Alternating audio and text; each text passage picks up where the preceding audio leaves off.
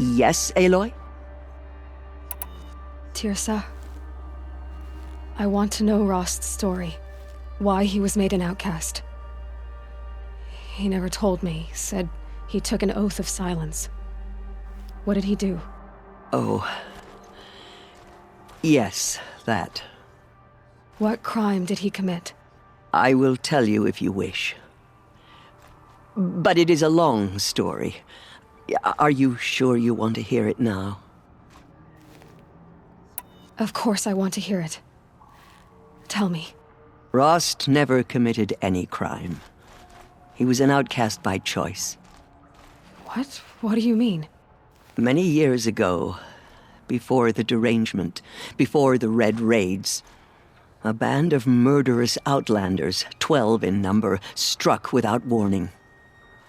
At Mother's Vigil, they took hostages, and then pressed on, headed for Devil's Thirst. Mother's Vigil? Where's that? You would know it as the Forsaken Village, near the Karja border. But at the time, many families lived there. Rost's was one of them. His mate was killed fighting the Outlanders, and his daughter was among those taken hostage. His daughter? What was her name? Alana. She was just 6 years old. Nora Braves couldn't stop 12 Outlanders? Or rescue the hostages? It was quite impossible.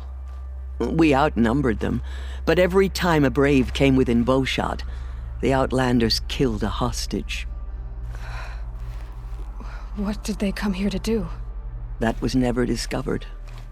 We couldn't track closely enough to observe them.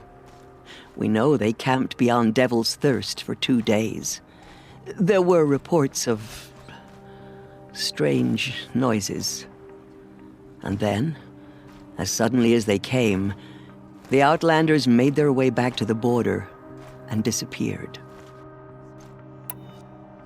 What happened to Rost's daughter? She was killed?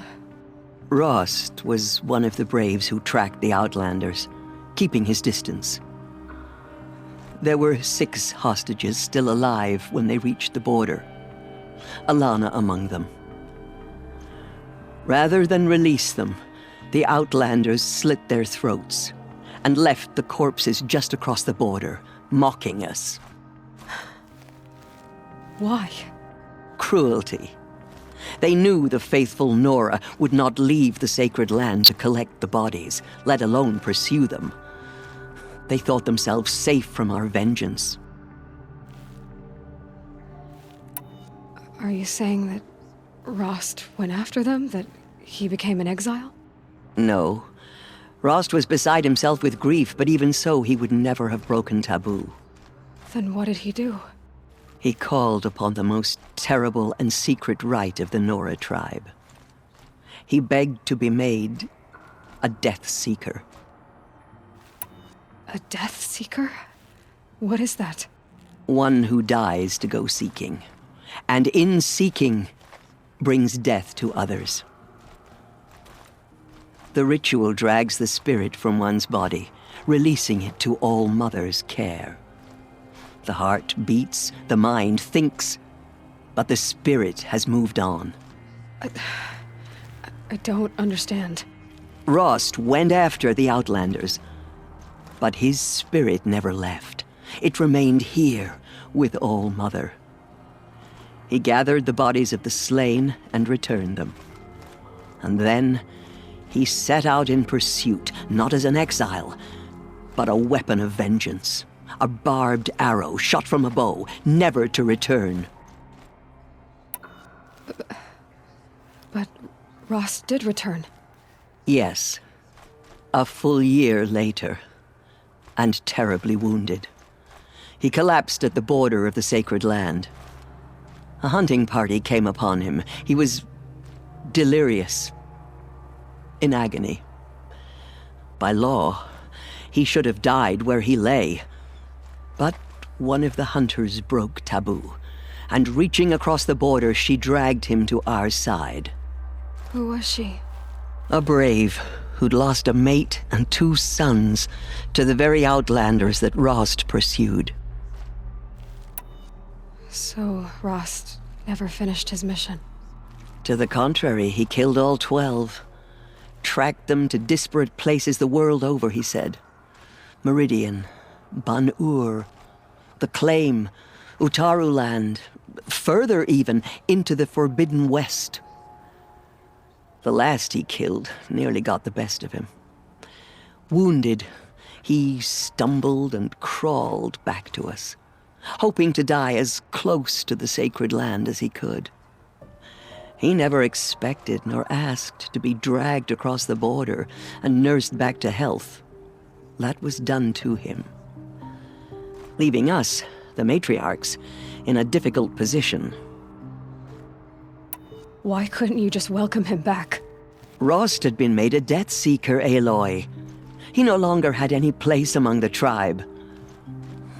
By law, he should have been driven back out. But we couldn't bring ourselves to do that, so we offered a compromise. You made him an outcast. Yes. We offered to do so on the condition he never speak to anyone of this exception. After all he did, all he suffered, to be declared an outcast was his reward. Rost was overjoyed. He never expected to live another day in the sacred land, let alone the embrace, so close to the goddess. He resolved to spend the rest of his days in solitude, and was happy to do so. But then you found me, and gave me to him. Yes.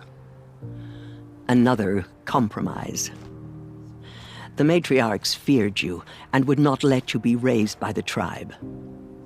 And so we turned to Rost. I knew that he would take care of you, bring you up, teach you to worship All-Mother and respect the ways of the tribe.